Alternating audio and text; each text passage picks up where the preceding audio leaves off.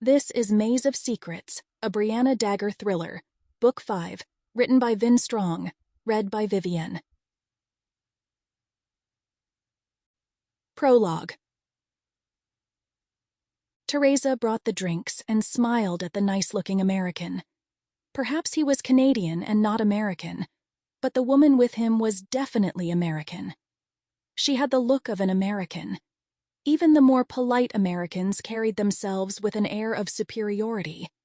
Not that Europeans weren't susceptible to the same haughtiness, but Europeans expressed that arrogance with a degree of dignity. Americans were loud and brash, insisting not only that they were better than you, but that everyone make it clear how much better they were. This one wasn't so loud and brash as most. She used her body language to communicate her superiority. Every time Teresa approached the table, the American woman made sure to tilt her head and push her chest forward so her cleavage was more prominent. And when Teresa left, the American crossed her legs in such a way as to reveal as much of her admittedly impressive thighs as possible. Perhaps she was just jealous. Teresa thought of flirting with her date, just to tease her, but she restrained herself. If she stooped to the American's level, she could no longer retain her own sense of superiority. She laughed at that thought. People were the same everywhere. There was a second American woman trying desperately to appear to be a court. She wasn't doing a very good job. No one would believe she was actually promiscuous. Perhaps a man might believe it, but a woman would see right through to the woman's inexperience. Then again, a man might see it as well and simply not care.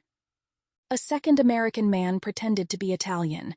Perhaps he'd lived in Italy as a boy, but he'd moved to America as a child.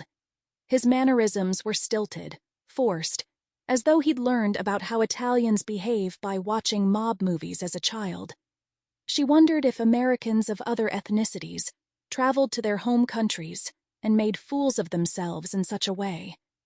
Teresa saw this quite a bit, this pretending. In the last 10 years, pretending was part of business. These four weren't very good, but the Russians meeting with them didn't see through any of it. Of course, Russians were stupid, and when they weren't stupid, they were plotting evil.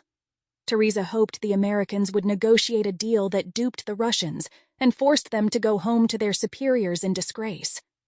She still smiled at the Russians as she set their drinks down in front of them. A woman didn't make a restaurant work by showing her distaste for Russian butchers.